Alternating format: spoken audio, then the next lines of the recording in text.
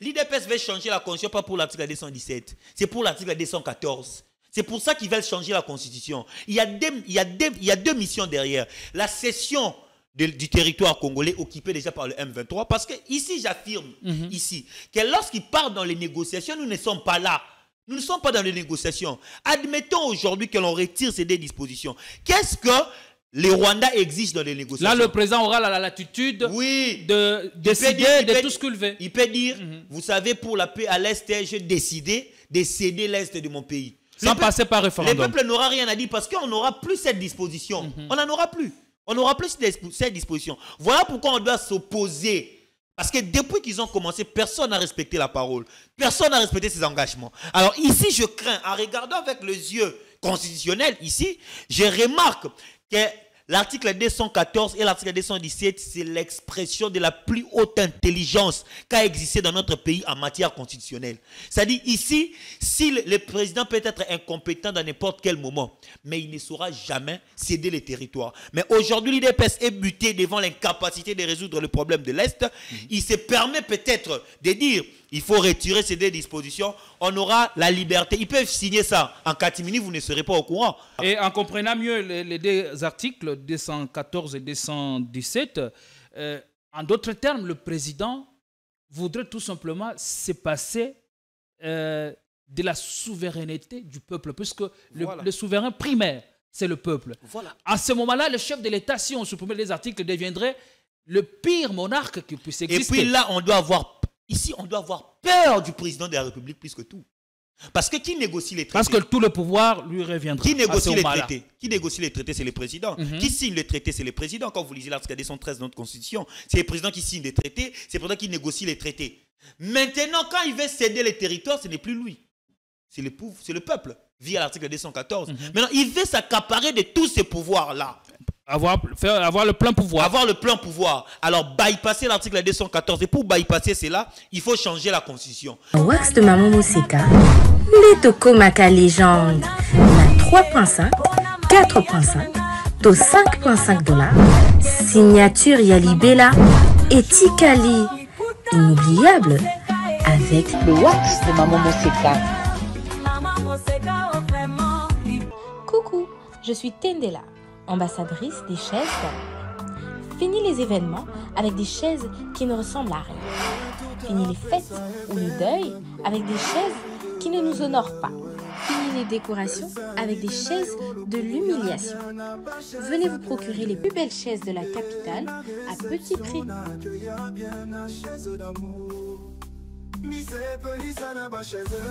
J'ai une très bonne nouvelle pour vous. Si vous êtes à l'étranger et que vous souhaitez envoyer de l'argent à vos proches qui sont ici au pays, voici l'application qu'il vous faut. SendWave. C'est ultra rapide, sécurisé et surtout sans frais d'envoi. Vous avez surtout l'avantage de gagner jusqu'à 10 € dès votre premier transfert si vous utilisez mon code promo TATOU24.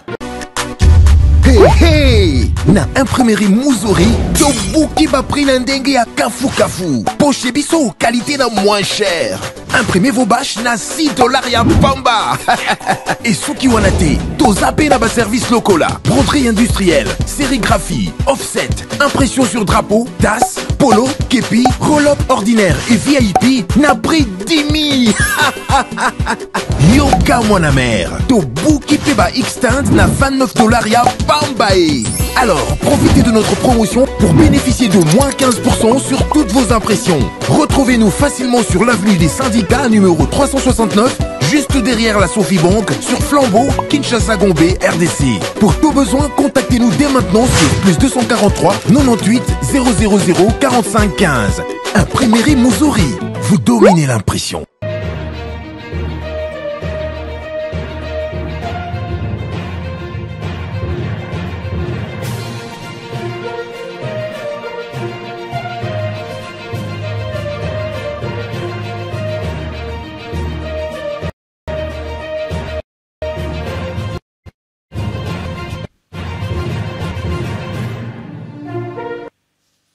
Le pays avance-t-il à reculons ou en accord avec les aspirations les plus profondes de notre peuple? Mesdames et messieurs, c'est une question que nous nous posons et à laquelle notre invité va devoir répondre. Ici, à Politicon, nous essayons de politiquer.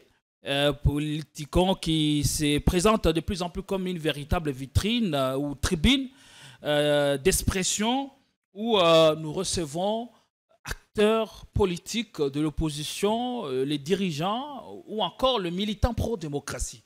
On aura encore le réel plaisir et nous avons bon espoir que vous aurez à passer un excellent moment de télé en compagnie de ce programme qui accroche plus d'un Congolais. Vous êtes nombreux à nous regarder, à nous suivre et surtout à nous renouveler votre confiance. Vous nous suivez depuis Paris, depuis la Centrafrique et puis même le province. Nord Kivu et Sud Kivu, nous sommes de cœur avec vous. Nous vous remercions de votre soutien indéfectible à ces programmes. Allez, l'actualité, c'est le débat sur le changement de la Constitution qui y est un projet porté par le parti présidentiel. Eh bien, l'UDPS continue à insister par le biais de son secrétaire général contesté, Augustin Kabouya.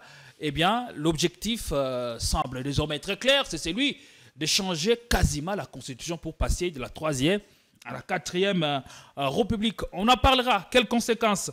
Bien sûr, nous allons demander à l'invité, mais aussi l'affaire Seth Kikouni, qui est devant la justice et le ministère public qui a requis 3 ans de peine et une amende correctionnelle de 950 000 francs congolais.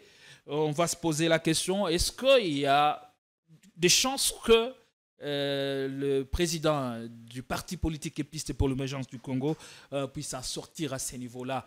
Nous avons pour en parler ici sur ce plateau le porte-parole de Pistes pour l'émergence, Nathanaël Onokomba. C'était un réel plaisir de vous avoir chez nous. Ça fait un bon moment. Comment vous allez?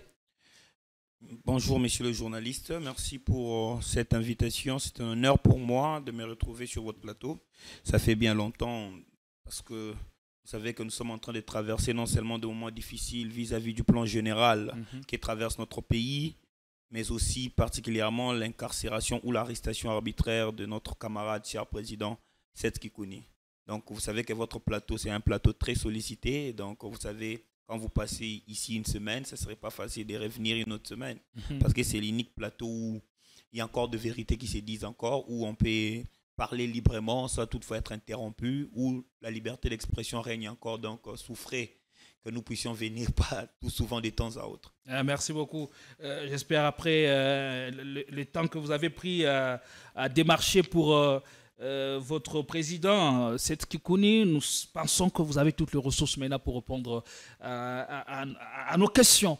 D'abord, la santé du parti pendant que votre leader est devant la justice, ça se porte comment? Est-ce que le parti continue à fonctionner normalement ou les militants et cadres du parti sont en train de déchanter ou en train de vouloir baisser des cartes?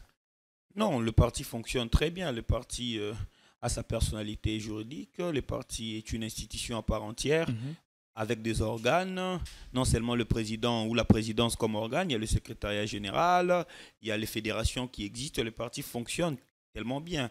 À l'absence du président, les textes qui régissent notre parti disposent clairement, quand le président est empêché, il y a une personne qui fera son intérim et le parti continue de vivre. Nous avons de manifestations que nous avons organisées, que nous sommes d'ailleurs en train de vouloir organiser. Nous avons signé la déclaration commune de l'opposition récemment ici. Donc, l'absence d'un individu ne met pas en péril le fonctionnement d'une idéologie. L'idéologie, c'est les partis et l'individu, c'est le président Seth. On a besoin de lui, mais quand il est arrêté, il a donné cette idéologie et cette idéologie continuera. Même quand on va nous arrêter, nous-mêmes, quand nous ne serons plus là, le parti continuera à vivre. Donc, les partis continuent à vivre tellement bien. Il y a eu l'adhésion massive qui s'est faite récemment. Donc, le parti fonctionne. Et comment vous, personnellement, vous vivez ces moments? Est-ce que vous dites que c'est un moment où vous devez encore vous affirmer davantage?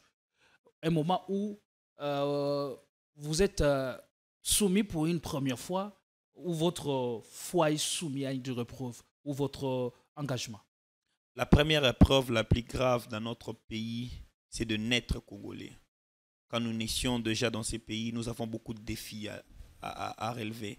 Déjà, on a traversé des grandes épreuves. Finir nos études, ce sont des épreuves. Manger chaque jour, ce sont des épreuves, ici au Congo. Déjà, étudier, ce sont des épreuves. Avoir là où à dormir, ce sont des épreuves. Et quand nous avons embrassé la carrière politique, on s'attendait à plus que ça. Parce que l'arrestation du président Seth, ça fait mal parce que c'est quelqu'un à qui nous sommes très proches, que nous partageons souvent, mais il est arrêté. Mais son arrestation ne nous démoralise pas, mais plutôt ça nous donne encore de la force. Ça vous galvanise. À comprendre que là où nous allons, ça nécessite beaucoup de sacrifices et on ne peut pas se lâcher maintenant. Alors, sur quoi la justice s'appuie finalement pour lui coller 3 ans, selon le réquisitoire du ministère public, et une amende de 950 000 francs congolais? Est-ce que la défense n'a-t-elle pas convaincu les juges? Bon, ici, en tout cas, je vais essayer un peu d'expliquer, monsieur le journaliste. Vous savez, déjà, c'est un procès politique vide. L'avantage que nous avons, c'est qu'il y a des vidéos de l'audience qui se trouvent dans des chaînes de télévision. J'ai d'ailleurs même apprécié, je sais que ce n'est pas permis, j'ai d'ailleurs même apprécié certains journalistes qui ont relayé ces vidéos-là de procès. Il y a ceux-là même qui font des directs sur ça. Donc, c'est difficile de dire que la défense n'a pas pu assumer. Parce que c'est la défense qui a porté des preuves, qui a porté de preuves juridiques qui démontrent que Seth Kikuni n'est à rien responsable de charges retenues contre lui. Mais le problème ici, c'est un procès politique. M. Félix-Antoine Tshisekedi a l'intention de changer la Constitution. Pourquoi ce serait un procès politique? M. Félix-Antoine Tshisekedi a l'intention de changer la Constitution. Et en voulant changer la Constitution, il faut arrêter toute personne qui ne voudra pas adhérer à cette idée et surtout ceux-là qui représentent l'espoir de la jeunesse. Et vous allez... Mais son arrestation intervient avant que le débat sur les changements de la Constitution soit lancé. Parce que Seth Kikuni avait anticipé cela, il avait dit ça dans la conférence au Katanga, que j'ai appris que Tshisekedi devrait changer la Constitution, mais s'il ose changer la Constitution, nous allons lui barrer la route, nous allons lui bloquer la route. À sachant cela, et Seth Kikuni a mis en place un cadre de concertation de forces politiques et citoyens pour réunir toute la jeunesse autour de ces cadres-là pour barrer la route à la dictature qui s'avançait petit à petit. Et c'est comme ça que son arrestation a intervenu. Et quand on l'a arrêté, on l'a malmené plus de 28 jours à l'ANR, torturé, giflé, frappé, selon ses dits. Arrivé maintenant au niveau du procès, il faut quand même réguler ça. Parce que la RDC siège au Conseil des Nations Unies aujourd'hui des droits de l'homme. Donc il faut régulariser ça. Et pour le faire, le ministère public ne peut pas dire que Seth est innocent parce que c'est un procès politique. Déjà, quand on pose le ministère public, qu'est-ce que Seth a fait? Oh, Seth a énervé la loi. Quelle est la disposition violée par les propos de Seth? Oh non, on le reproche d'avoir tenu des déclarations de propos régionalistes. Voilà. Mais quand on demande au ministère public de prouver, oh non, je ne peux pas prouver cela. On lui dit, si tu qualifies ces dits de faux bruits, que serait alors de vrais bruits? Les ministères publics incapables. Bon, ici, nous, ce qu'on peut dire, c'est que les juges ne sont pas liés au réquisitoire du ministère public. C'est un avis que le ministère public a donné comme toute partie au procès. Mais le problème, c'est que les juges doivent prendre le courage d'acquitter Seth pour se faire pardonner. Parce qu'ils ont déjà abusé, ils ont déjà violé ce droit jusque-là. Mais ils peuvent l'acquitter pour se faire pardonner, malgré qu'on ne va pas leur pardonner. Parce que là, le procès, c'est un procès vraiment purement politique. Et nous sommes là sereins, nous savons que le peuple finit toujours par gagner et il gagnera toujours. Et quand vous parlez d'un procès politique, donc vous savez à quelle sentence vous devez vous attendre? Quand déjà on arrête quelqu'un injustement, arbitrairement, pour des faits qui sont bénins, on le prend dans son bureau, on le gifle, on le déchire la chemise, on le frappe pendant 28 jours dans un endroit où personne ne connaît. Et puis on vient, on vous présente dans un procès. Qu'est-ce que vous vous attendez? À ces gens-là avoir une bonne foi? Non, ils n'ont pas une bonne foi. La justice a été dite qu'elle est malade. Mais espérons que cette justice ne serait plus malade. Mais même s'ils ont quitté Seth, c'est une justice malade. Parce que déjà son arrestation, c'est la question qu'on se pose chaque jour. Pour des faits, pour de déclarations reliées sur les réseaux sociaux, pourquoi on peut arrêter quelqu'un pendant 28 jours? Pour une déclaration qui existe dans les réseaux sociaux, les ministères publics pouvaient se saisir d'office. Mais il ne l'a pas fait. On l'a arrêté à l'ANR pour l'intimider. Et voilà pourquoi je dis que c'est un procès politique. Et je pense que le juge qui a siégé sur ces dossiers peut se racheter pour avoir ne serait-ce que la clémence du peuple quand le régime va changer. À quoi s'attend Seth Kikouni? Il a dit lors de sa prise de parole devant les juges. On l'écoute, puis on revient pour continuer l'émission. C'est de cela qu'il s'agissait. Et j'ai parlé en tant qu'opposant. Parce qu'en tant qu'opposant, en tant que politicien, je dois avouer que mon discours était le produit d'une idéologie. Et cette idéologie, c'est la démocratie. C'est-à-dire que je considère les droits humains comme supérieurs à tout autre droit. Les Congolais qui habitent l'espace Grand Katanga ne sont pas différents des Congolais qui habitent Kinshasa ou autres provinces. Et pour nous, les insultes, c'est le fait que nous vivons dans un pays où la situation économique se dégrade au quotidien.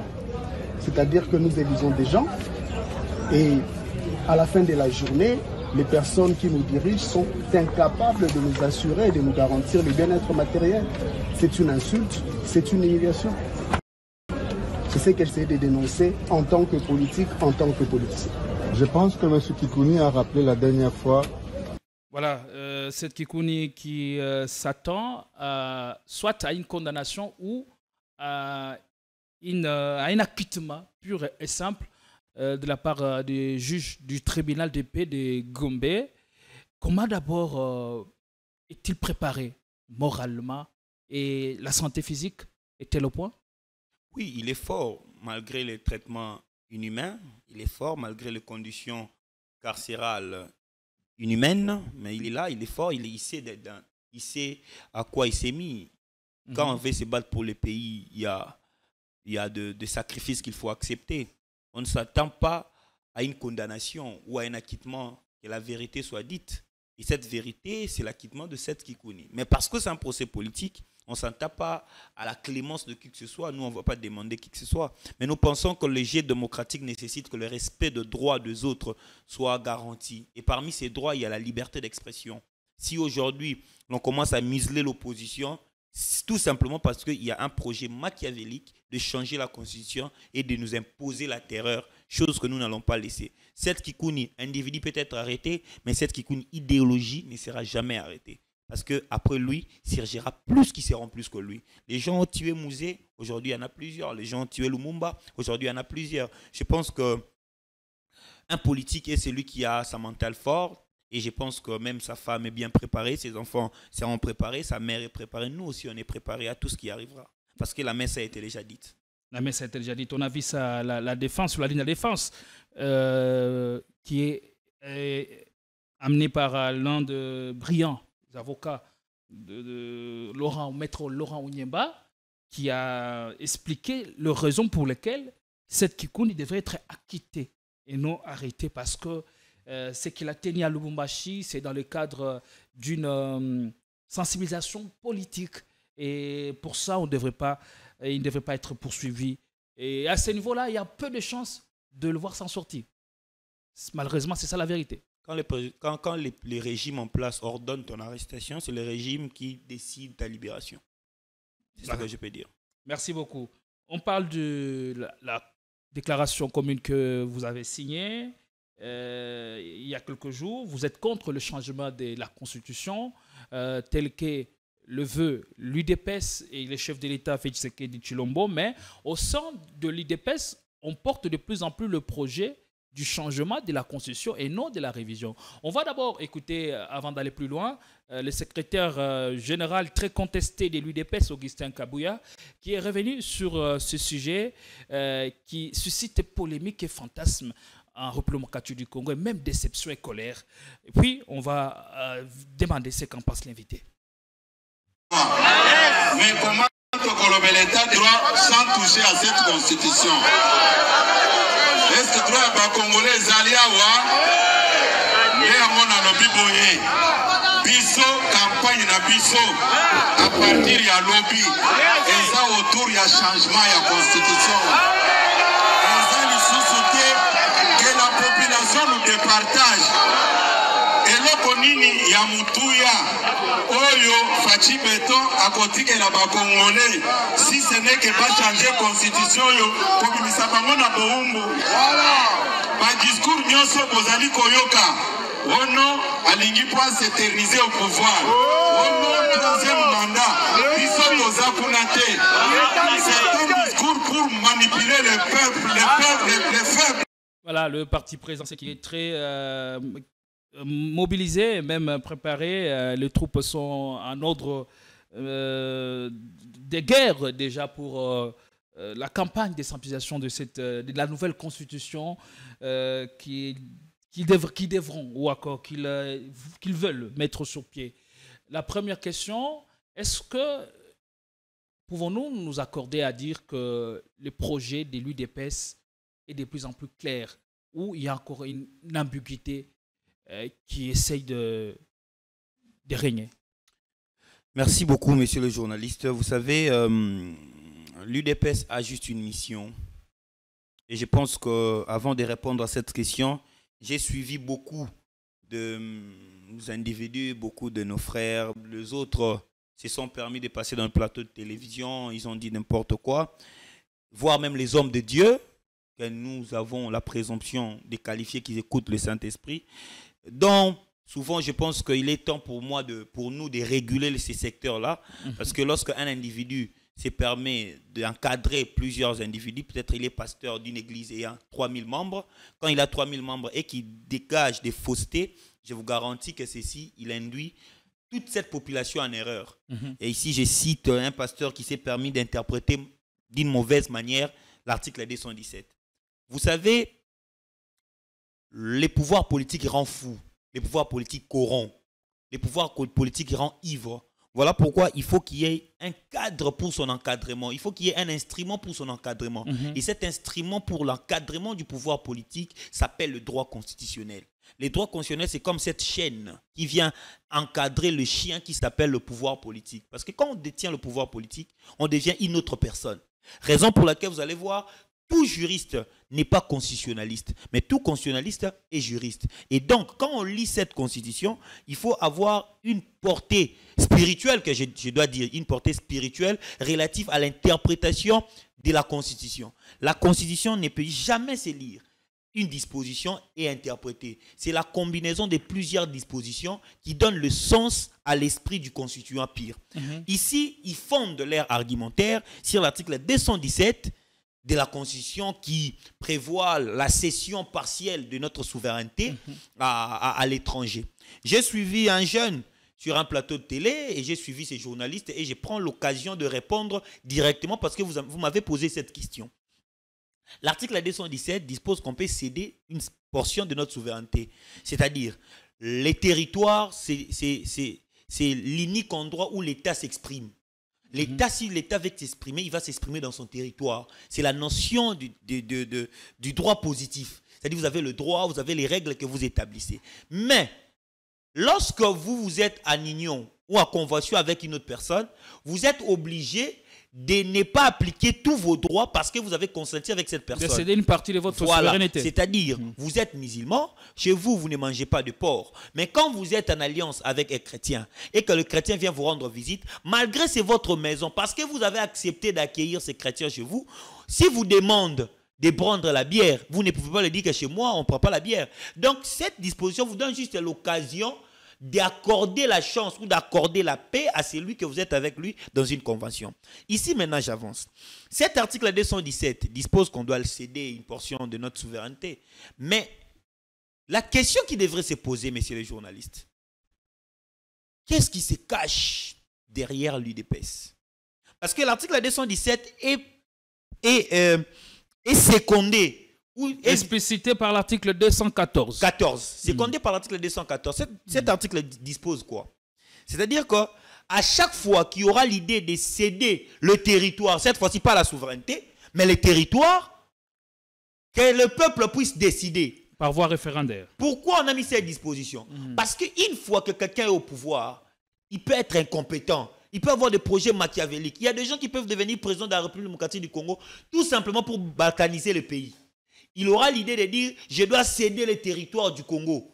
à un autre pays. À ces moments-là, les verrous, c'est l'article 214. On va lui dire, toi, tu n'as pas la capacité, mais il faut le peuple. Alors, comment ici, alors, on évoque l'article 217 sans parler, faire allusion à l'article 214 Maintenant, l'article 214, c'est le verrou, c'est le protecteur, c'est le bouclier de l'article 217. C'est-à-dire, les dirigeants incompétents, les gens immatures, qui voudront céder la portion du territoire congolais, c'est-à-dire dire que nous allons céder le pays, à se fonder sur l'article 217 d'une manière erronée, il y a l'article 214 qui verrouille cela, c'est-à-dire tu dois appeler le peuple par voie de référendum.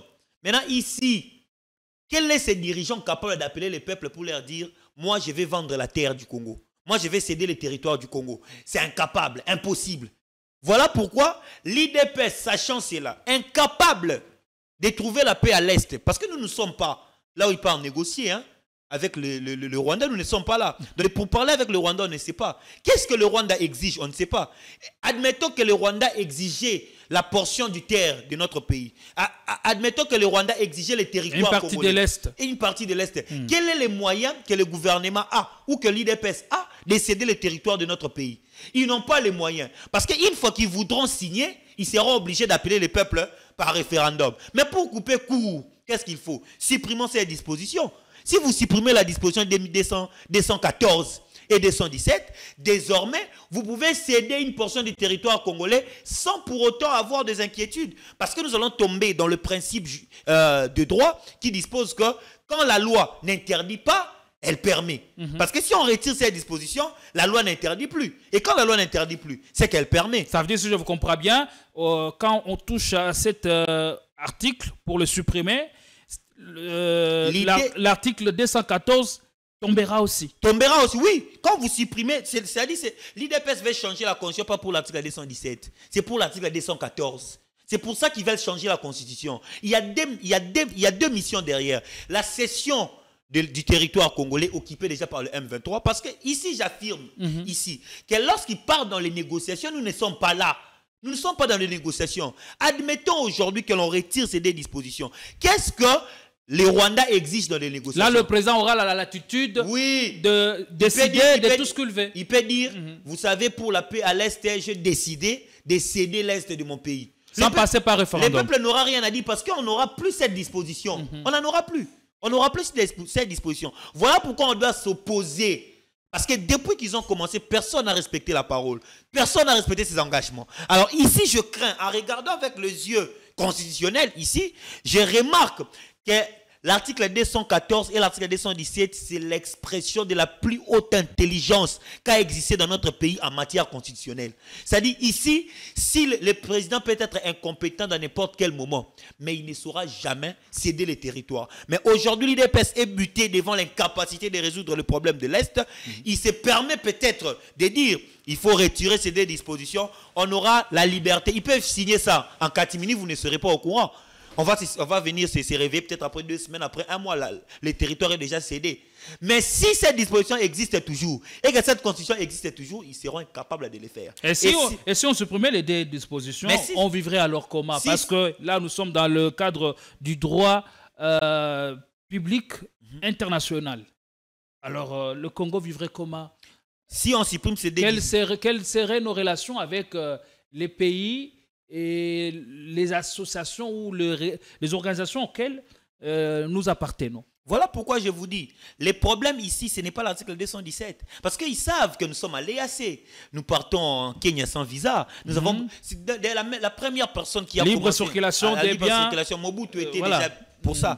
Mais le problème ici, c'est que les verrous placés, la souveraineté du peuple reconnue par le constituant, de protéger ses territoires, de protéger ses terres, ne dépend plus du président de la République. C'est-à-dire ici, s'ils veulent céder des terres, s'ils veulent balkaniser le pays, ils doivent recourir au peuple. Mais vous pensez que le peuple serait d'accord? Non. Est-ce que vous pensez que le président peut se réveiller un bon matin ou bien l'IDP peut se réveiller un bon matin, signer un acte pour céder les territoires congolais sans référendum? Non. Parce que cet acte-là violerait la procédure. Mais parce que la procédure est impossible d'être obtenue pendant que le peuple est éveillé, supprimons ces dispositions. Voilà pourquoi l'IDPS se lance dans les campagnes du changement de la constitution, parce qu'ils ont pour mission de balkaniser le Congo et non de l'unité du Congo. Depuis qu'ils ont déclaré l'état de siège des sièges. Jusqu'à ce jour, les territoires sont sous occupation. Ils s'en foutent. Et aujourd'hui, ils ont manifesté, l'IDPS via Kabouya ont manifesté clairement qu'ils veulent vendre le territoire de notre pays par la cession de notre territoire. Et comment il faut le faire? Il faut ravir au peuple. Mais ils n'ont pas dit ça. Ils ont plutôt estimé que cette disposition donne cette possibilité à vendre une partie de notre territoire aux pays agresseurs. Non, non, c'est ce qu'on appelle la machination. C'est ce qu'on appelle la manipulation. Ils veulent nous manipuler. Parce qu'ils savent que notre pouvoir réside là. Notre pouvoir réside là. Ce n'est pas l'article 217. Notre pouvoir réside dans l'article 214. C'est là notre pouvoir. Mais ils savent qu'aujourd'hui, ils sont incapables.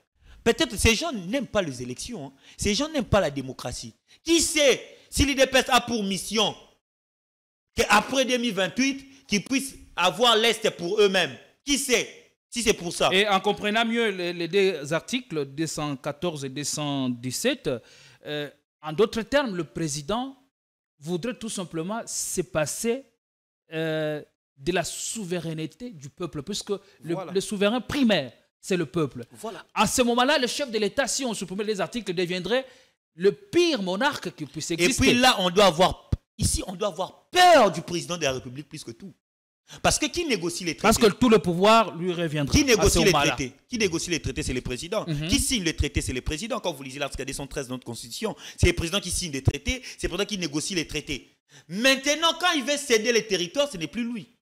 C'est le peuple, via l'article 214. Maintenant, il veut s'accaparer de tous ces pouvoirs-là.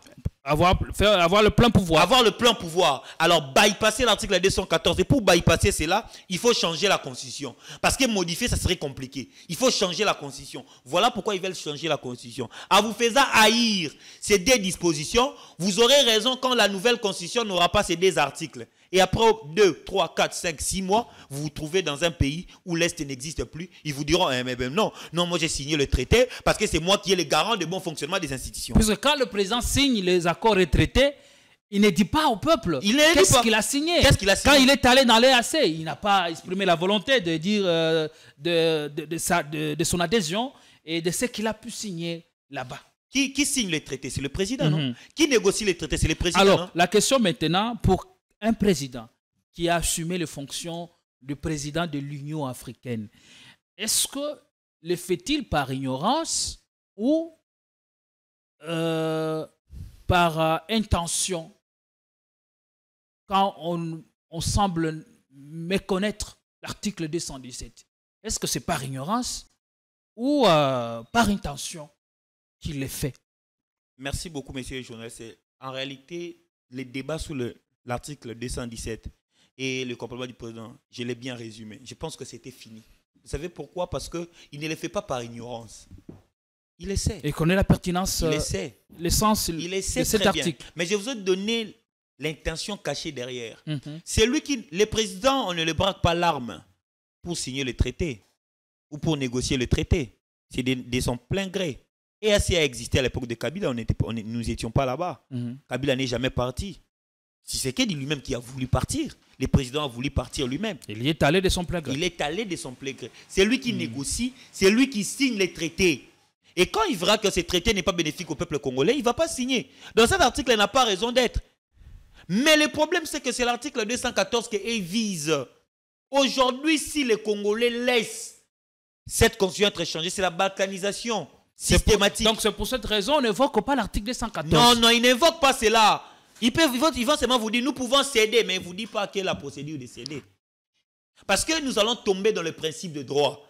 Quand la loi n'interdit pas, elle autorise. Et le président vous dira, vous savez, dans notre constitution, on n'a jamais interdit de céder les portions du territoire. Parce qu'on n'a pas interdit, c'est qu'on peut céder ça pour la paix. Vous vous souviendrez avec moi ici que nous, on était très frustrés de voir que nous serons dans une commission ou dans une communauté où se trouvent le Rwanda et l'Ouganda. Qu'est-ce qu'ils nous ont dit? Non, c'est pour la paix. Parce que c'est pour la paix. On a accepté. On y est allé au nom de la paix. Ils nous diront aussi on a cédé les territoires pour la paix. Mais cette fois-ci, nous n'aurons rien à dire. Parce qu'ils auront déjà supprimé l'article 200. Mais finalement, c'est quoi le projet de l'UDPS? Changer ou réviser? Changer la Constitution. Parce que pour eux, la balkanisation, c'est important.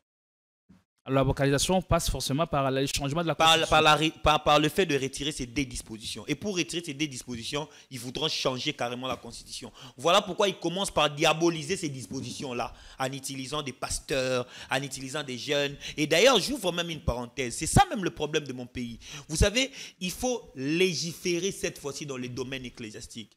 Les pasteurs sont des gens qui ne travaillent pas. Ils se nourrissent par la clémence de l'air chrétien, par la clémence de l'air croyant. Ils envoient leurs enfants en Europe, ils font tout. Ils ont des immeubles, des voitures, tout ce qu'ils ont. C'est parce que le peuple souffre qu'ils partent chercher la voie de Dieu.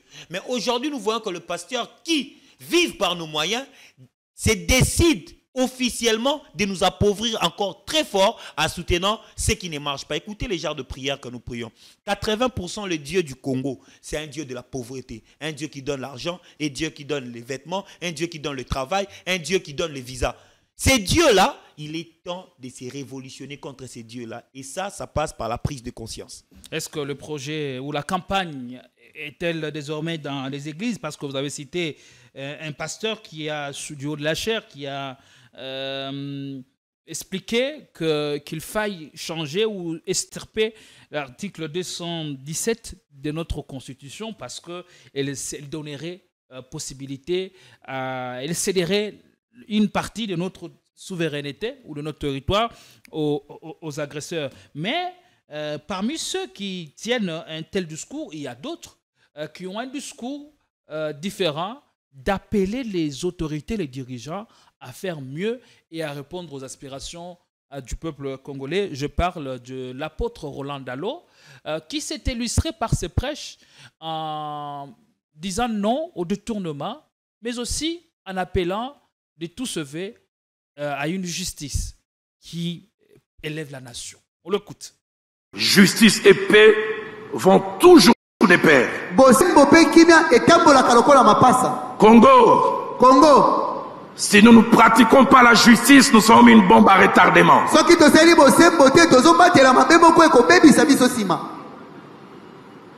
En 91, puis 93.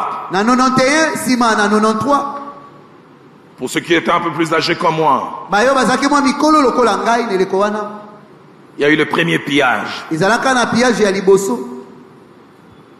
Et les Occidentaux ont appelé ça la révolte des casseroles vides.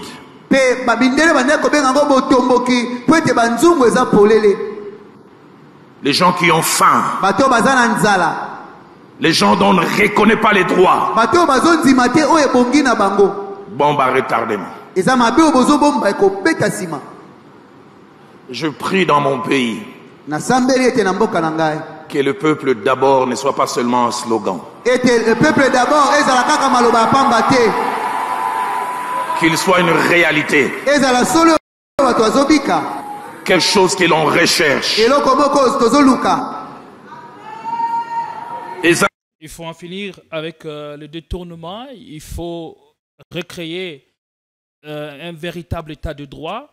Et l'état de droit, sans la justice, ne vaudra pas tout son pesant d'or. Donc l'état de droit passe nécessairement par une justice rigoureuse, une justice équitable, surtout ça. Est-ce que c'est le seul homme de Dieu à faire exception jusque-là? Bon, j'ai un bon témoignage pour l'apôtre Roland Dallot. Il mérite mon respect, pas simplement étant qu'homme de Dieu, mais étant qu'un bon père de famille. Roland Dallot est un exemple dans beaucoup de domaines. Il est le premier pasteur, j'ai dit, qui a fondé son église. Et son église, avec plus de 5000 membres, il décide de laisser la gestion entre les mains d'une autre personne qui n'est ni de sa famille. Le pasteur Ken Luamba. Donc, le pasteur Ken Luamba bénéficie des efforts de Roland Dallot, chose que nous ne voyons pas parce que nous sommes habitués que l'église, c'est du père au fils. Donc Roland Dallot, aujourd'hui, a fait cette exception-là. Et depuis que le président de la République est président, il est le pasteur, bien sûr. Avoir dit non au troisième mandat. Il a dit non au troisième mandat. Il n'avait pas eu peur de cela. Il a dit ça au président de la République. Et là, il continue de dire que il comprend que la pauvreté bat son plein et la mégestion bat son plein. Et il est dit, il reste l'homme de Dieu. J'ai dit, il mérite mon respect. Mais Le problème, c'est que dans les jours à venir, il faudrait que cela soit effectif. Parce que ici, je signale que l'apôtre Roland Dallot, il est pasteur, il a dénoncé, c'est un homme bien, mais le directeur de cabinet de la présidence de la République, c'est le pasteur de l'église Philadelphie. Et si je vous dis, la République démocratique du Congo est gérée par le président de la République, et le président de la République a une administration qui s'appelle la présidence. Et la présidence a un chef qui s'appelle le directeur de cabinet de la présidence, de la présidence de la République. Donc l'administration du pays est entre les mains de l'église Philadelphie. Donc c'est à eux de nous donner des solutions, c'est à eux d'impulser, parce qu'aujourd'hui tous les conseillers sont sous la responsabilité. Ce n'est pas pour cette raison qu'ils passent par appeler à conscientiser et appeler à la responsabilité des uns des autres pour que l'on puisse un peu parler d'un État qui retombe sur ses jambes. Vous savez, pour la première fois, la République démocratique du Congo est gérée par les hommes d'église, particulièrement l'église de Réveil. Nous avons un directeur de cabinet, la plus haute autorité. Il n'a que le président comme autorité. Après, le président, c'est lui. Le directeur de cabinet, c'est un pasteur de l'église Philadelphie. Nous avons le président de la Cour constitutionnelle, c'est un pasteur de l'église. Nous avons le chef d'état-major, c'est un pasteur de l'église. Nous avons le président de la Cour de cassation, c'est un pasteur de l'église. Donc vous remarquez qu'aujourd'hui, c'est l'église qui gère.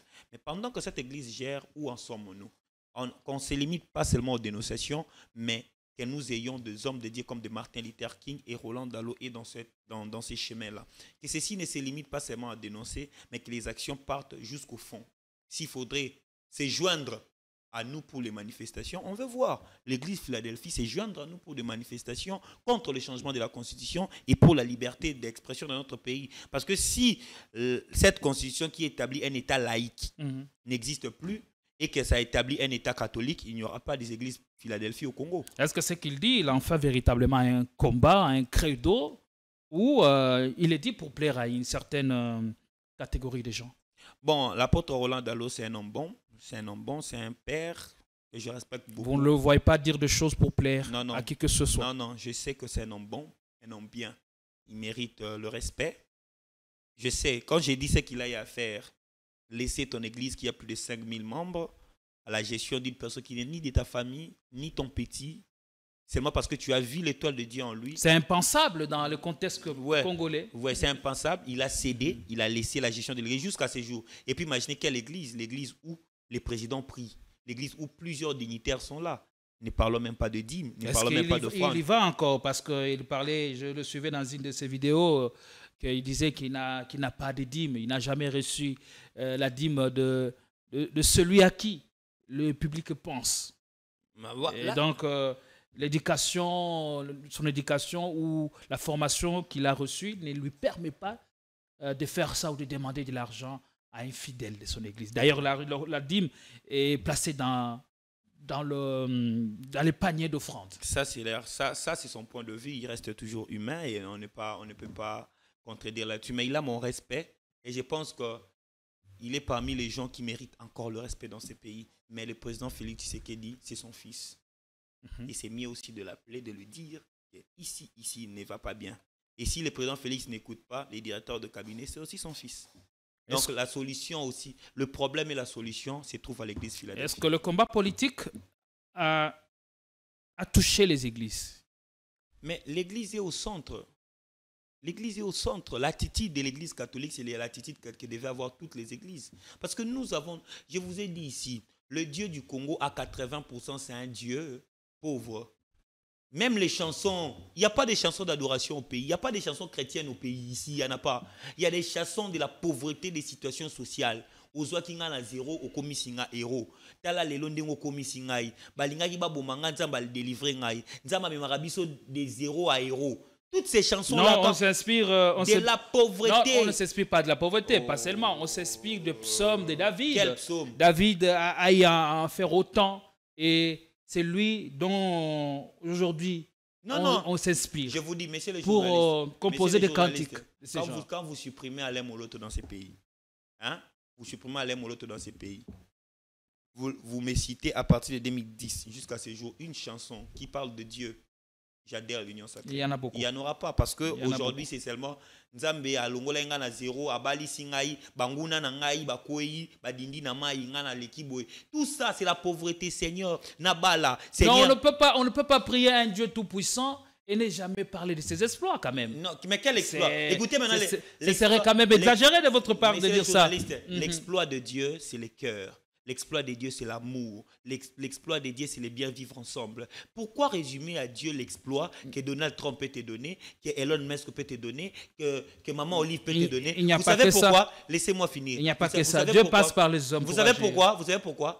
Lorsqu'on parle de Dieu au pays, on parle de... J'ai fini mes études avec difficulté, Dieu a mis la main. Lorsque je parle de Dieu parce que hier, les Kouloun ont voulu m'arrêter, Dieu m'a sauvé. Je parle de Dieu pourquoi? Parce que quelqu'un m'a donné l'argent, parce que j'ai eu mon visa, parce que j'ai eu le travail. Tout ça, ce sont des prières qui ne se font plus en Chine, qui ne se font plus aux États-Unis. Mais ici, nous les faisons pourquoi? Parce qu'il y a la mégestion des acteurs politiques. Et ici, le diable est accusé au tort, à tort plutôt. Le diable porte la responsabilité du président de la République, du gouvernement, des ministres. Imaginez, on manque de l'eau, on prie. Ah, on a un problème de loyer. Ah, nous avons un blocage. Blocage, t'es administration publique des eaux fouteurs bien. Nathanaël Onokomba, quelle est votre foi? Ma foi, je crois en Dieu. Je crois en Dieu. Ça, c'est pas la foi. Tout le monde croit en Dieu, même les diables. Mais oui, je crois en Dieu. Vous voulez que je dise quoi? Je suis chrétien? Je le suis. Mais je ne suis pas naïf. Je suis comme Netanyahou. Un chrétien propriétaire d'Israël, l'Israël qui sera enlevé demain dans le second enlèvement, mais qui décide de faire la guerre à l'Iran, au Liban, pour l'intégrité nationale. Il faut avoir de patriotes. On ne peut pas aimer l'Église, on ne peut pas aimer Dieu plus que le Congo. Parce qu'il dit, parce que vous avez demandé, qu'est-ce qu'il dit? Il dit, le ciel, c'est le ciel de Dieu et la terre, il a donné au fils de... La terre, c'est le Congo. Et il nous a donné la terre. Mais pourquoi nous voulons le ciel que le Congo? Voilà pourquoi on a de naïfs, de gens qui espèrent à un miracle. Alors, au lieu de mettre la pression au gouvernement, au lieu de mettre la pression au président, nous mettons la pression à Dieu, nous mettons la pression au diable. Il devient responsable de ce qu'il n'a pas fait. Laissons le vieux Satan reposer calmement. Voilà. Le prochain, peut-être président qui viendra, aura la lourde responsabilité de ne pas créer des miracles. Nous n'avons pas surtout besoin de ça. Un président qui vient et qui crée des miracles. On veut voir des solutions miracles à tout. Non. On a besoin d'un président qui viendra et qui va mettre fin au miracle. Puisqu'ici, tout est miracle. Tout. Manger, c'est un miracle. Finir ses études est un miracle. Se marier est un miracle.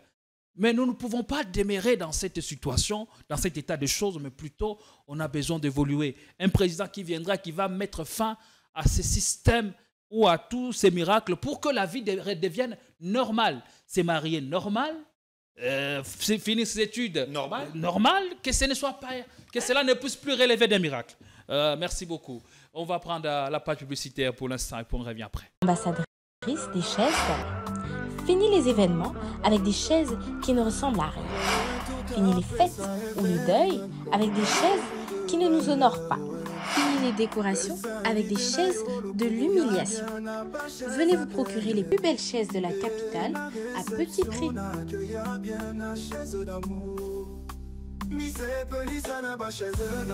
J'ai une très bonne nouvelle pour vous. Si vous êtes à l'étranger et que vous souhaitez envoyer de l'argent à vos proches qui sont ici au pays, voici l'application qu'il vous faut. SendWave. C'est ultra rapide, sécurisé et surtout sans frais d'envoi. Vous avez surtout l'avantage de gagner jusqu'à 10 € dès votre premier transfert si vous utilisez mon code promo à tout 24. Hey hey! Na imprimerie Muzuri, tobuki ba prix na ndenge ya kafu kafu. Poche biso qualité na moins cher. Imprimez vos bâches na $6 ya pamba. Et souki wanate, tozape na ba service lokola. Broderie industrielle, sérigraphie, offset, impression sur drapeau, tasse, polo, képi, roll-up ordinaire et VIP na prix 10 000. Yoka mwana mère, tobuki pe ba extend na $29 ya Pambae.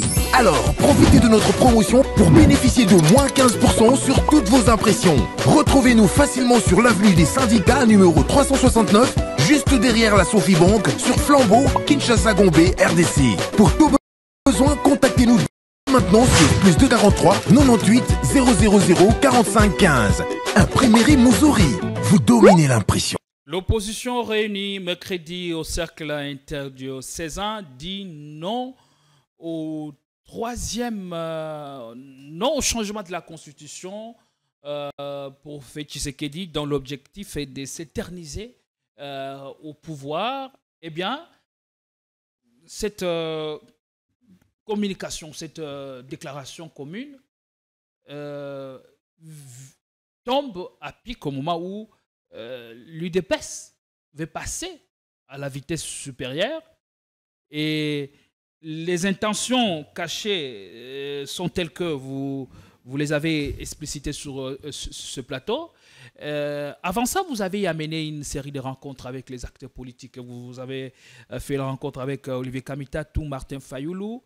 Et qu'est-ce qu'il pense de ces projets? D'ailleurs, je suivais dans une de ses vidéos, Olivier Kamitatou déclarait qu'ils ont déjà reçu le projet du changement de la Constitution et que c'est désormais clair que rien ne peut empêcher ces régimes à aller sur cette voie. Merci beaucoup, monsieur le journaliste, pour la question. Ici, je pense que ce n'est ni Chadari, ni Matata, ni Moïse Katumbi, ni Fayoulou me feront sortir dans la rue. Pas eux. Et dans cette affaire, les perdants ou les victimes, ce ne sont pas eux. Mais c'est la jeunesse. C'est nous. Nous allons sortir dans la rue parce que nous sommes fatigués de prendre nos diplômes après les études, mettre ça dans les tiroirs et devenir des agents de marketing des hypermarchés. Nous sommes fatigués, après avoir fini nos études, prendre nos diplômes, oublier ça et devenir des agents de cabines téléphoniques. Nous sommes fatigués, après avoir fini nos études, il n'y a rien à faire, on décide de devenir le pasteur ou des intercesseurs quelque part. La jeunesse extra-système, nous, où on nous a privés une fois de ne pas étudier parce que la grande sœur devait finir ses études, elle était en 6e. Nous qui mangeons par interférence, nous là, qui aujourd'hui pour nous, finir les études, avoir le matricule de la fonction publique devient un miracle. Nous, où on se bat aujourd'hui, matin, midi, soir dans des partis politiques pour avoir ne serait-ce que 500 000 dans la fonction publique, c'est nous qui serons dans la rue. C'est nous qui s'opposons. On est fatigué, messieurs les journalistes, d'avoir chaque fois la même déclaration. Qui t'a recommandé pour avoir un emploi? De qui es-tu fils pour avoir de faveur? Ces phrases-là nous hantent. On a étudié dans les mauvaises conditions et aujourd'hui, nous sommes dans une épreuve de la transition générationnelle. La plupart de tous ces acteurs politiques, leurs enfants étudient en Europe. Quand je dis acteurs politiques, je parle de tout. Opposition et union sacrée. Mais ici, il faut maintenant une lutte générationnelle. J'ai été avec Fayoulou un jour, on a parlé, le papa Martin en a parlé. Et il m'a dit, à 90, il avait 34 ans. À cette époque-là, quand ils ont commencé la conférence nationale souveraine. Et ils ont obtenu les résultats de leur combat. C'était quoi leur combat? Introduire un État démocratique où la démocratie serait installée, avoir une nouvelle constitution. N'est-ce pas qu'aujourd'hui on a une nouvelle constitution? On a la démocratie. C'est-à-dire c'est la fin d'une génération politique. Il est maintenant temps d'une nouvelle génération politique qui est incarnée par le combat du changement de la constitution. Donc ce n'est pas l'opposition qui fera... Une nouvelle génération politique qui viendra et qui aura pour parrain les mêmes acteurs politiques du vieux système. On n'a pas dit ça. On n'a pas dit ça. À ce moment, nous sommes face à un fléau. Et ces fléaux-là nous nécessitent de barrer la route. Et il n'y a aucune génération n'a été libérée par un leader d'une autre génération. Ici, je n'exclus personne. Je suis l'acolyte de personne. Je crois à un projet politique solide et je crois à tout ce que nous avons reçu comme douleur se transformera à l'énergie pour barrer la route. C'est la jeunesse qui va s'élever et c'est la jeunesse qui va s'opposer. Les leaders politiques, oui, c'est normal, ils doivent se réunir. Quand je parle ici, je n'ai plus la casquette d'un porte-parole. J'ai maintenant la casquette d'un jeune victime de ces systèmes politiques que je vais briser. Alors, pour le moment, c'est le peuple, la jeunesse qui souffre. Les militaires qui se font payer que 200 000 francs, qui regardent leurs enfants, ils ne savent pas comment ces enfants finiront leur vie. Les policiers qui regardent leurs enfants, ils disent comment ils vont finir leur vie. Nous, les enfants de fonctionnaires, c'est nous qui allons incarner ces combats coûte que coûte. Ce n'est pas l'opposition parce qu'on risque de revivre la même scène. On a barré la route à Kabila, mais aujourd'hui, on barre la route à Tshisekedi, celui qui était avec nous quand on barrait la route à Kabila. Et aujourd'hui, nous sommes avec Kabila pour barrer la route à Tshisekedi, qui a barré la route. Vous voyez un peu, ici maintenant, on ne veut pas vivre la redondance de convictions. La répétition de l'histoire. La répétition de l'histoire, non. Est-ce que l'opposition s'est réunie pour une déclaration commune? Est-ce que c'est parce qu'elle sent que Tshisekedi a atteint le point de non-retour, ou elle veut profiter de cette actu pour vivre ou se faire entendre? À ce moment, il n'y a pas d'opposition qui s'est réunie. À ce moment, c'est le peuple qui doit se réunir, mais il y a une frange de leaders de l'opposition qui s'est réunie. Vous savez, parce qu'ils incarnent la politique dans notre pays. Ils ne se réunissent pas parce que c'est faire de santé politique, mais parce qu'aujourd'hui, Félix-Antoine Tshisekedi a atteint un point de non-retour. Sa mission, c'est de briser le pacte social et alors il faut unir nos forces. À ces moments, quand la prison va s'écrouler, on n'a pas besoin que de gardiens, on a aussi besoin de prisonniers. Vous n'allez pas dire que toi tu es prisonnier, ne viens pas nous prêter main forte. Nous tous, on a besoin d'abord de dégager l'ennemi et ensuite nous allons voir. Mais pendant cette transition, ces moments de la transition, il nous faut un projet politique solide, basé sur 10, 20, 30 ans. Voilà pourquoi j'évoque la notion d'une table ronde de la jeunesse dans les jours à venir pour trouver des solutions adéquates dans les trentenaires qui arrivera devant nous dans notre pays. Voilà, encore autre sujet que nous n'avons pas pu évoquer, Nathanaël Onokomba, pour ceux qui vous suivent en province et même à l'étranger, quel est votre mot que vous avez à leur adresser? Ici, moi, je pense que la vie est une distraction. La vie est une distraction. Chacun choisit comment se distraire. Les autres ont choisi l'église, les autres ont choisi le foot, les autres ont choisi, vous avez choisi le journalisme. Vous faites ça chaque jour jusqu'à ce que vous allez tirer votre révérence. Les autres ont choisi de se battre pour leur pays. Il est temps de choisir une distraction qui vous laissera vivre même après votre mort. Donc c'est comme ça. Nous sommes dans une phase où nos grands-pères ont été sacrifiés, nos pères sacrifiés, nous sommes sacrifiés, mais on peut s'élever pour barrer la route au sacrifice pour nos enfants. On ne pourra jamais accepter que la génération future soit sacrifiée. Il est temps. Nous sommes en train, l'UDPS est en train de fermer la porte de l'ancienne génération. C'est l'unique parti depuis 90, depuis 80 jusqu'à ces jours qui n'avait pas encore dirigé. Donc quand l'UDPS ferme la porte, doit partir avec tous les leaders politiques et une nouvelle génération doit naître. Et cette fois-ci, avec plus de conscience, le Congo sera Eldorado demain. Oui, en attendant, Tshisekedi, l'UDPS continue à insister que le seul héritage solide que Tshisekedi laissera aux Congolais, c'est une nouvelle constitution. Voilà, c'est le plus grand héritage dont nos enfants hériteront demain, à moins que... le contraire ne se produise. Moi, je vais lui empêcher. On verra. Et du coup, avec les déclarations enregistrées ça et là, on va vers une confrontation entre l'opposition et le pouvoir. Ou entre le peuple et le pouvoir, contre le pouvoir. Je prends la deuxième assertion. Ce serait contre le peuple et le pouvoir. Mais le peuple qui détient le pouvoir, conformément à l'article 5, donc c'est le peuple qui gagnera toujours. Ils ont l'illusion du pouvoir, mais ils n'ont pas le pouvoir. Le pouvoir se trouve entre les mains du peuple. Et pendant ce temps, le chef de l'État est en train de passer à côté de l'essentiel. L'essentiel aurait été de créer suffisamment d'emplois aux Congolais selon les objectifs qui s'est assigné pour son second quinquennat. Il avait promis de créer plus de 6 millions d'emplois pour les 5 ans. Mais là, avec ces débats, on risque de passer à côté de l'essentiel. C'est l'essentiel auquel il devrait s'atteler et non nous concentrer sur le débat du changement ou de la révision constitutionnelle qui ne nous apporte rien pour l'instant, d'autant plus que vous-même vous avez dit que c'est en 2025 que vous allez mettre sur pied une commission qui décidera de ce qui sera changement ou révision. Mais pendant ce temps, il y a l'ONEM qui ne fait pas le travail qu'on attend de lui. L'ONEM avec à sa tête un nouveau directeur général qui ne se fait pas entendre. L'ONEM qui devrait jouer le rôle de passerelle entre le chômeur et les entreprises censées engager le Congolais.